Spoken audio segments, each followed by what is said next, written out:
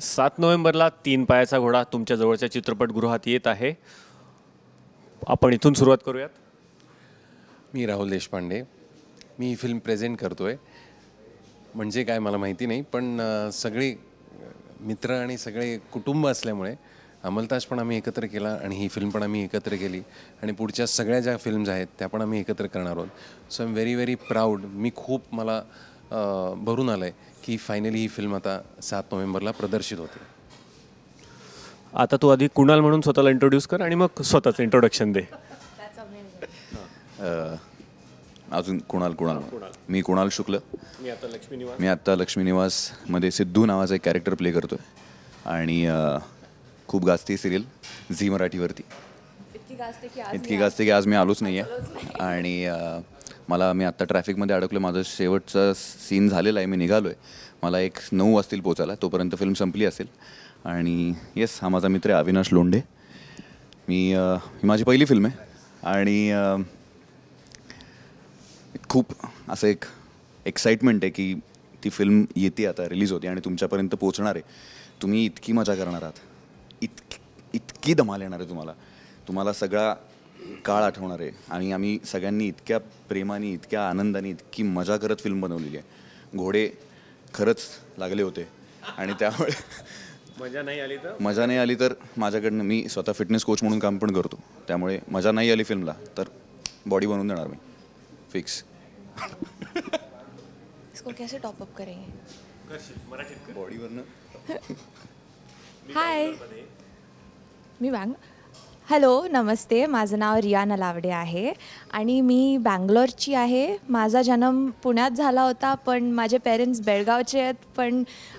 पण मी मोठी झाली बँगलोरमध्ये, पण मी राहते मुंबईमध्ये.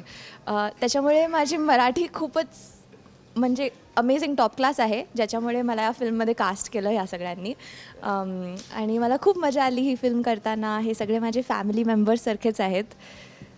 हम साथ साथ हैं. ॲक्च्युली मला एक प्रश्न आहे. जेव्हा तुला असं वाटलं होतं की आपण ही फिल्म प्रेझेंट करणार आहे आणि तू म्हणलास की मला माहिती नाही आहे, तर आत्ता जे काही घडतंय त्यातनं तुला काय वाटतं की काय असणार आहे फिल्म प्रेझेंट करणं किंवा ही फिल्म? मला प्रेझेंट करणं अजूनही माहिती नाही, पण मी तुम्हाला एक सांगू शकतो की तुम्ही फिल्म बघा. हा जितका आत्ता बोलतोय त्याच्या 10% काय 5% पण तो फिल्ममध्ये बोलत नाही. म्हणून मी त्याला काल मेसेज केला, तू अप्रतिम काम केलं आहेस. हो, पण तरी पण काय सुंदर ॲक्टिंग केली आहे त्यांनी. आणि सगळ्यांनी असं तुम्हाला वाटेल की अरे आपल्या आजूबाजूचीच ही मुलं आहेत आणि चांगलं काम केलं. हो, हा समोर आला आहे आपल्या. हेच मला वाटतं की मोठं काम आहे. अमलताजच्या वेळेला त्याला स्वतःचं नाव पण लावायचं नव्हतं दिग्दर्शक म्हणून. एनिवे, त्याच्याविषयी मी बोलत नाही, नाहीतर तो निघून जाईल. तर फिल्मविषयी सांगतो मी. असं आपल्याला वाटेल की आपल्या आजूबाजूला हे घडतं आहे आणि घडलेलं आहे. आजकालची जी काही एक तरुण पिढी असेल, काय काय होऊ शकतं आहे आपल्या आयुष्यामध्ये, ज्या काही खऱ्या पण गोष्टी घडलेल्या आहेत त्याच्यातनं पण प्रेरित झालेलं आहे. पण आपण फिक्शनल म्हणूयात ही सगळी फिल्म आहे. पण सर आले की काय, ओ माय गॉड, आमचे डिरेक्टर आता आलेले आहेत. सो एंट्री आलेली आहे. आता हे आमचे डिरेक्टर आहेत नुपूर बोरा. त्यांची पहिली फिल्म आहे ॲज अ डिरेक्टर. हो ना? हां, खरं अमलताज यांनीच केली होती. पण हे असंच आमचं चाललेलं असतं. कोण काय करतं, सगळेच सगळं करतात, असं आमच्याकडे आहे. खरंच मला कुणाला आणि रियाला हा एक प्रश्न आहे की 3 पायांचा घोडा हे जे नाव ठेवलेलं आहे त्याचं काय, म्हणजे कुठून डोक्यात आलं? काय घोडे का लावलेस तू? ते 3 घोडे होते कॅरेक्टर्स, त्यामुळे 3 पायांचा घोडा होता. म्हणजे 3 घोड्यांपेक्षा 3 पायांचा घोडा टायटल जास्त इंटरेस्टिंग होतं. आणि ती एक फोक स्टोरी आहे. ते काय 3 पायांचा घोडा शर्यत हारतो वगैरे असं म्हणतात. सो त्यामुळे खूप फार बोलत नाही, पण न बोलताच भरपूर काही करून बसतो असा एक कॅरेक्टर आहे. अभिषेक राठोड नावाचं एक कॅरेक्टर आहे. राठोड म्हणजे की असं नाही आहे तर येस. आणि त्याच्या बोल. हां, तेच की अनएक्सपेक्टेडली त्याच्याही आयुष्यात 2 मित्र येतात आणि त्यांची ती फ्रेंडशिप कशी होते आणि कशी ती पुढे जाते आणि त्याचं काय होतं पुढे ते सगळं या फिल्ममध्ये तुम्हाला बघायला मिळणार आहे. चंद्रिका एक फटाकडी आहे आणि ती खूपच इंटरेस्टिंग आणि खूपच कूल कॅरेक्टर आहे. मला खूप मजा आली चंद्रिका प्ले करताना, कारण तिच्यामध्ये माझे थोडेसे पार्ट्स आहेत आणि काय सांगू, खूपच बिंदास मुलगी आहे. जर माझ्या लाईफमध्ये चंद्रिका असली तर आय थिंक आम्ही बेस्ट फ्रेंड्स असू शकलो असतो. आणि मला ॲक्च्युली फक्त ट्रेलरमुळे खूप लोकांनी DM केलं आहे इंस्टाग्रामवर. खूप मोठे मोठे मेसेजेस त्यांनी लिहिले आहेत, जसं की त्यांना चंद्रिका कशी आवडते, एस्पेशली गर्ल्स. तर मला खूप मजा येते जस्ट सीइंग द लव्ह. आणि मी काय बोलू चंद्रिकाबद्दल, तुम्ही प्लीज सिनेमाजमध्ये येऊन स्वतः एक्सपिरियन्स करा चंद्रिका काय आहे, कोण आहे, कशी आहे. आणि आय थिंक नूपूर बेटर सांगेल चंद्रिकाबद्दल. नाही, ते 3 कॅरेक्टर्स आहेत, अदनान, चंद्रिका आणि राठोड. आपण ते सगळे बघितलेत आपल्या आयुष्यात. When we were growing up, coming of age film आहे आणि प्रत्येकजण रिलेटेबल आहे, प्रत्येकजणात आपण कुठेतरी आहोत हे. आणि सो व्हेरी खूप लाईव्हली कॅरेक्टर्स आहेत. आणि आज नो वन इज डल. राठोडचं कॅरेक्टर फिल्ममध्ये खूप कमी बोलतो, पण तरी इतकं बोलून जातो की I think team Adnan, team Rathod असं ऑलरेडी काही जण हे करतात. बट हा, तो I think by the end of it Rathod becomes everyone's loved character. I think मला वाटतं हाच टॉपिक का सिलेक्ट केला का सिलेक्ट केला असं नाही, पण ही गोष्ट जेव्हा सुचली तेव्हाच इतकी एक्साइटिंग वाटली की म्हणजे 3 इन्सिडेंट्स झाले होते पुण्यात वेगवेगळ्या वेळी. मी ते सांगणार नाही, ती फिल्म बघा तुम्ही. आणि ते जर एकाच दिवशी झाले तर काय होईल was the first germ of it. आणि मग त्यानंतर ते कॅरेक्टर्स बॅकट्रॅक होऊन डेव्हलप झाले. बट ते 3 खूपच शॉकिंग इन्सिडेंट्स होते पुण्यात आणि ते जर एकाच दिवशी एकाच वेळी घडून आले असते आणि तिकडचे ते एक्सपिरियन्स करणाऱ्या लोकांवर त्या तिघांबद्दल ही स्टोरी आहे. सो त्यामुळे म्हणजे हा टॉपिक का म्हणजे ते एक्साइटिंग वाटलं म्हणून. अजून एक तर सगळ्यात महत्त्वाची गोष्ट, टीम आमची सेम आहे आणि आम्ही मित्र आहोत खूप चांगले.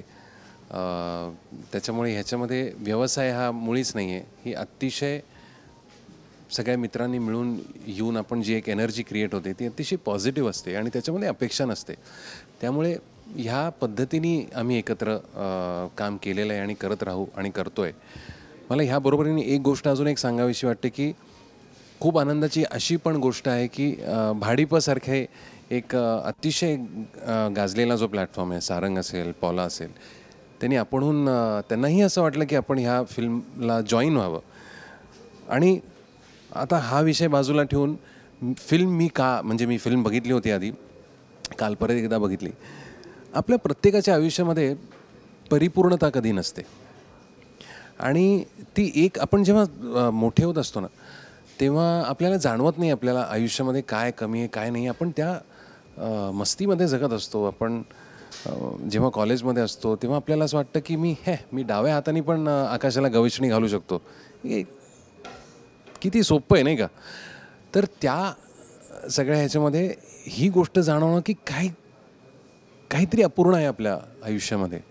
ती अपूर्णता काय आहे ही त्या वयामध्ये आपण कसे व्यक्त होतो त्याच्यातनं कळत नाही, पण आपण व्यक्त होत असतो. आणि मला असं वाटतं की 3 पायांच्या घोड्यामधनं तुम्हाला ही एक भावना कुठेतरी अशी वाटेल की हो अरे मी पण जेव्हा मोठा होतो तेव्हा असं मला वाटत होतं की हे अच्छा असं आहे, अशा पद्धतीने व्यक्त झालं म्हणजे चुकीचं आहे बरोबर आहे ह्याच्या पलीकडे आपण जाऊन ती अपूर्णता आपापल्या पद्धतीने आपण व्यक्त करायचा प्रयत्न करत असतो. तर मला वाटतं ती एक जी गोष्ट आहे जी आज कुठेही अशा पद्धतीने प्रेझेंट झालेली नाही आहे. सो म्हणून मला ही फिल्म युनिक वाटते की जरी कमिंग ऑफ एज असेल, जरी 3 आपल्या जवळचीच आपल्यातलीच कोणतरी 3 व्यक्ती आहेत आणि ते कॉलेजमधली मुलं आहेत, तरीही इट स्टँड्स अपार्ट. म्हणजे असं वाटतं की अरे हे पण आहे बरं का, ह्याच्याकडे आपण लक्ष द्यायला पाहिजे. सो मला वाटतं की म्हणून मला ही फिल्म मनापासून प्रेझेंट करावीशी वाटली. म्हणजे 2 फिल्मचीच आमची आता काय म्हणतात त्याला म्हणजे लाईफ आम्ही अजून खूप लहान आहोत. अंमलताज केली तेव्हाही लोकांना असं वाटलं की अरे काहीतरी वेगळं आहे. असं वेगळं करायचं म्हणून केलं नाही, पण सगळे जे ह्याच्या मागे काम करणारे आहेत ना ते अतिशय ज्याला आपण अतरंगी म्हणूयात, मॅड म्हणूयात, क्रेझी म्हणूयात, खऱ्या आयुष्यात सगळे असेच आहेत. म्हणजे तुम्हाला जर मी हे सांगितलं की आम्ही जिकडे काम करतो, जिकडे राहतो, ही सगळी मुलं जिथे राहतात, ज्यांनी हे सगळे डिरेक्ट केलेलं आहे, तिथे गेल्यानंतर जर तुम्हाला असं दिसलं की अरे हे काय की सध्या गेले 2-3 वर्ष इथे कार्पेंट्री चालते, तुम्हाला विश्वास बसेल का? खरंच हे सगळे आमच्या त्या काय म्हणतात त्याला, फॅक्टरीने वर्कशॉपमध्ये झालेले आहेत. त्या छोट्याशा फ्लॅटमध्ये एक वर्कशॉप तयार झाला आहे आणि अप्रतिम काम होतं तिकडे. मग तुम्हाला सोफा हवा असेल तर तोही आम्ही करून देतो. तुम्हाला काय जे काय आरसा हवा असेल त्याचं आम्ही सगळं तुम्हाला बनवून देऊ शकतो.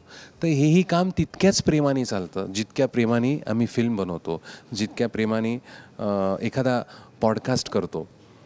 सो मला असं वाटतं म्हणून हे वेगळे पण तिथपासूनच येतं की हे विचारांमध्येच आपण कसं ना, आपण खूप सुसूत्र पद्धतीने आयुष्याकडे बघतो की ज्याच्यामध्ये समाज खूप महत्त्वाचा असतो, की समाज आपल्याला काय म्हणतोय, आपल्याकडे कशा पद्धतीने बघतोय, आपण ह्याचा खूप जास्ती विचार करत असतो.